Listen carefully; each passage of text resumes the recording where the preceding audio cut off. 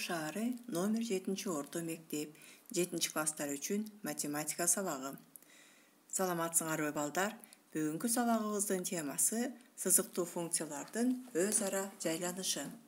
Сабагыбыздын максаттары: силер балдар сызыктуу функциялардын өз ара жайланышы жөнүндө билим аласыңар. Функциянын графигин чийүүгө, коэффициентине жараша, б'нын маанисине жараша графиктин жайланышын аныктоого көнүгөсүңөр. Анда эмесе кайталоо үчүн төмөнкү суроолорго жооп берип, жооптору мага аудио жазуу аркылуу жөнөтөсүңөр. Сызыктуу функциянын графиги деген эмне? Ал кандай сызык болот? Түз пропорциялуулуктун графиги кандай сызык болот? Жана анын өзгөчөлүгү кандай? К'нын маанисине жараша график кайсы чейректерде жайгашуусу мүмкүн? Эми балдар, бүгүнкү темабызга кайрылалы. Демек, бизде эки сызыктуу функциянын графиктери же параллель, же кесилишүүчү түз сызыктар болушу керек экен. Демек, кайсы учурда кесилет, кайсы учурда параллель болот, ошону аныктайбыз. Демек, x'тин коэффициенттери ар түрдүү болгон учурду карайбыз. Бизге y барабар 0,9x минус 1 жана y барабар 0,8x плюс 1 деген эки функция берилген. Алардын графиктерин чийсек, мына ушул биринчи жана үчүнчү чейрек аркылуу өткөн ушундай болгон эки түз сызык болот экен.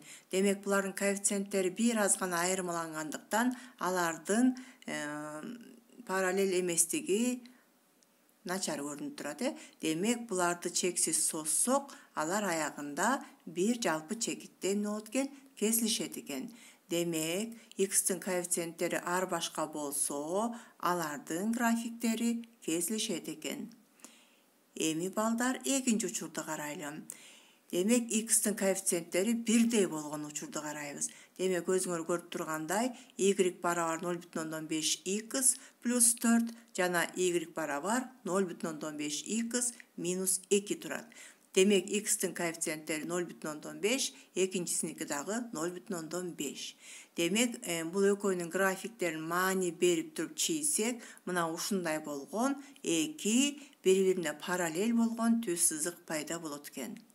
Андан сырткары, мен силерге көңүлүңөрдү буруп кетчү нерсем, демек, биринчи функцияда плюс 4 турат. B коэффициентибиз плюс 4. Демек, анын графиги O чекитинен y боюнча 4 бирдикке көтөрүлүп турат. Ал эми экинчиси болсо, B'нын коэффициенти минус 2. Демек, ошол график минус 2 бирдикке ылдый y боюнча түшүп турат экен. Мына ушуну эстеп калышыңар керек. Демек, коэффициенттери окшош болсо, ал түз сызыктар бири-бирине эмне болот экен? Параллель болушат экен. Эми балдар, биз аныктама берели. Y барабар kx түрүндөгү функциялар менен берилген эки түз сызыктуу функциянын графиктери, эгерде x'тин коэффициенттери ар түрдүү болсо кесилишет, эгерде x'тин маанилери бирдей болсо параллель болушат дейбиз. Демек, мына о жерде биринчисинде турган сүрөттө y барабар 0,5x плюс 1,5, экинчисинде y барабар 0,5x, үчүнчүсүндө болсо 0,5x минус 2.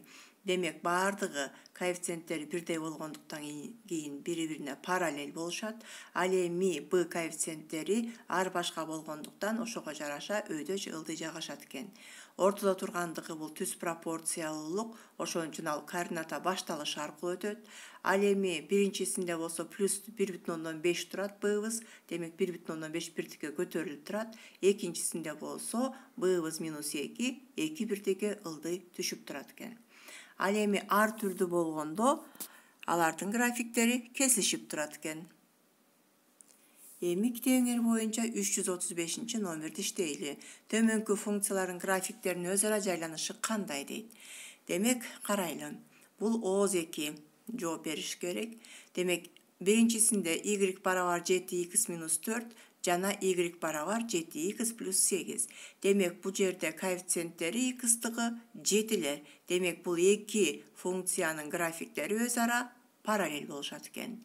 Ekinchisinde y baravar 10x plus 8 jana y baravar minus 10x plus 6. Бұл жерде коэффициенттері 1/10, 1/-10. Демек бұлар өзара параллел емес. Башкача айтканда кесилишет экен. Высында y бaravar 3x minus 5 жана y бaravar minus 6x plus 1. Биринчисинин коэффициенти 3, экинчисинин коэффициенти minus 6. Демек булардын графиктери дагы кесилишет экен. Гысында y бaravar minus 4x жана y бaravar minus 4x minus 5. Демек экөөнүн коэффициенттери бирдей, башкача айтканда minus 4 minus 4. Демек булардын графиктери эмне болот экен? Параллел болушат экен. Дсында y бaravar 3x plus 1 жана y бaravar minus 4x plus 1. Булардын коэффициенттери 1/3, 1/minus 4. Ошон үчүн булар өзара кесилишет экен. Есинде болсо y бaravar 12x жана y бaravar minus 8x. Демек 1/10 оң сан 12, экинчиники терс сан minus 8. Демек тактап айтып кетсек, бул биринчи графигибиз биринчи үчүнчү чейрек аркылуу өтөт, экинчи графигибиз экинчи төртүнчү чейрек аркылуу өтөт дагы экөө өзара кесилишет экен. Демек булардын баарын тең балдар эстеп калабыз. Эми балдар китеп боюнча 340 номер төмөнкү функциялардын графиктеринин кесилиш чекитин тапкылайт. Демек балдар биз берилген функциялардын кесилишүү чекитин графикти чийип дагы тапсак болот экен. Чийбей туруп дагы тапсак болот экен. Мисалы үчүн y бaravar 10x minus 8 жана y бaravar minus 3x plus 5 берилиптир. Кесилишүү чекити болгондо алардын y координаттары жана x координаттары бирдей болуш керек экен. Ошон үчүн буларды барабарлайбыз. 10x minus 8 барабар minus 3x plus 5. Демек деп алып туруп x координатасын табабыз. Аны үчүн теңдемени чыгаргандай эле чыгарабыз. 10x'дан 10x'ка 3x'ти кошобуз, себеби минус 3x менен турат. Сол жака плюс менен өткөн. 5тин өзүн жазып алабыз дагы 8ти минус менен турган плюс менен алып келебиз. Эми кош амалдарын жүргүзсөк 13x барабар 13 болот экен. X'ти тапсак 13'ти 13кө бөлөбүз 1 чыгат экен. Демек x'ти маанисин таап алдык. Эми же биринчи же экинчи функциянын формуласына коюп туруп биз y-ти табабыз. Мен биринчисине койдум. Y барабар 10 көбөйтүлгөн x'тин ордуна азыр тапкан 1'ди койдук. Минус 8 формула боюнча 10'ду 1ге көбөйтсөк 10, 8'ди кемитсек 2 келип чыкты. Демек жообу 1 жана 2 чекитинде кесилишет экен. Демек биринчи орунда x'тин мааниси жазылат, экинчи орунда y-тин мааниси жазылат.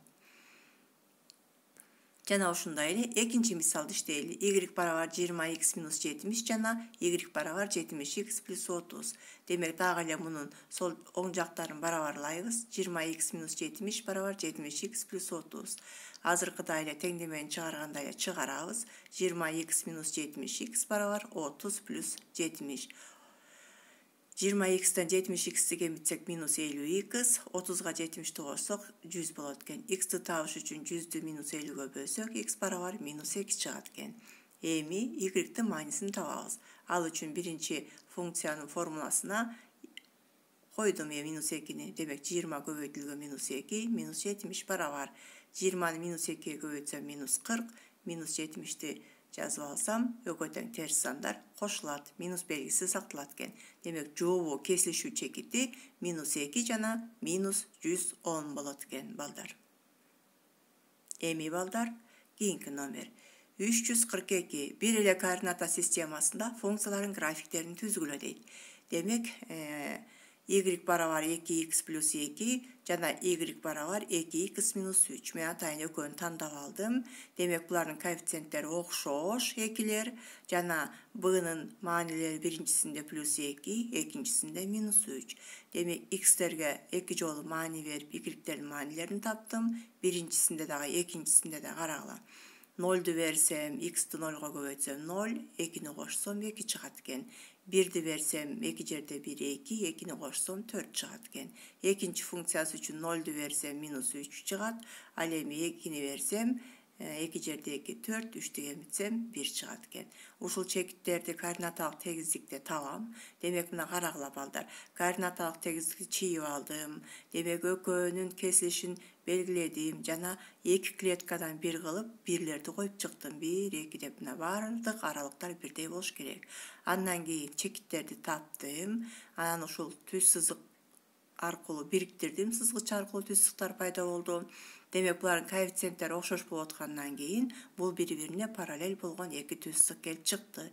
Эми б'нын маанисин байкап койгула балдар. Демек биринчисинде плюс 2, демек 2 бирдикке өйдө карай көтөрүлүп турат кенеке графигиңер. Ал эми экинчисине болсо минус 3. Минус 3 бирдикке ылдый карай түшүп турат экен. Экинчи графикти карайлы. Y барабар минус x плюс 6. Экинчиси болсо y барабар минус 8.